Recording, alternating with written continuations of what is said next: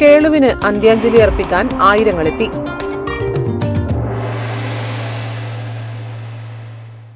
കുവൈത്തിലെ തീപിടുത്തത്തിൽ മരണപ്പെട്ട തൃക്കരിപ്പൂർ തെക്കുംപാട്ടെ താമസക്കാരനും കാലിക്കടവ് സ്വദേശിയുമായ പൊന്മലേരി കേളുവിന്റെ മൃതദേഹം Kalikkadavu Ramya fine arts society ഹാളിൽ പൊതുദർശനത്തിന് വെച്ചു.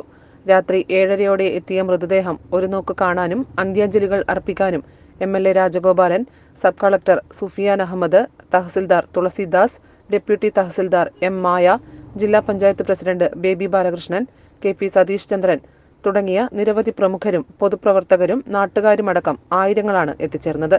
കുവൈത്തിലെ NTPC നിർമ്മാണ കമ്പനിയിൽ 15 വർഷം മുൻപാണ് കേളു എഞ്ചിനീയറായി ജോലിയിൽ പ്രവേശിച്ചത്.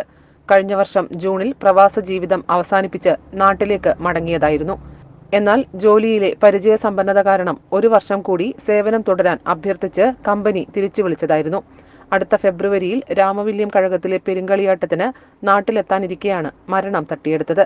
കേളുവിന്റെ മൃതദേഹം ജന്മസ്ഥലമായ കാലിക്കടവിലും പിന്നീട് തെക്കുംപാട്ടെ യുവജന വായനശാലയിലും പൊതുദർശനത്തിന് വെച്ച ശേഷം കാലിക്കടവ് ആണൂരിലെ സമുദായ ശ്മശാനത്തിൽ സംസ്കരിച്ചു. ഭാര്യ മണി പിലിക്കോട് പഞ്ചായത്ത് ജീവനക്കാരിയാണ്. ഋഷികേശ്, ദേവ്കിരൺ എന്നിവരാണ് മക്കൾ. വടക്കൻ വാർത്തകൾക്കു വേണ്ടി അജേഷ് കരകേരു.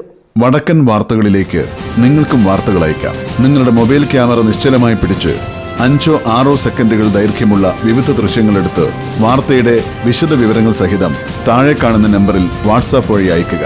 ചരമ വാർത്തകൾ ഫോട്ടോ സഹിതം അയയ്ക്കുക.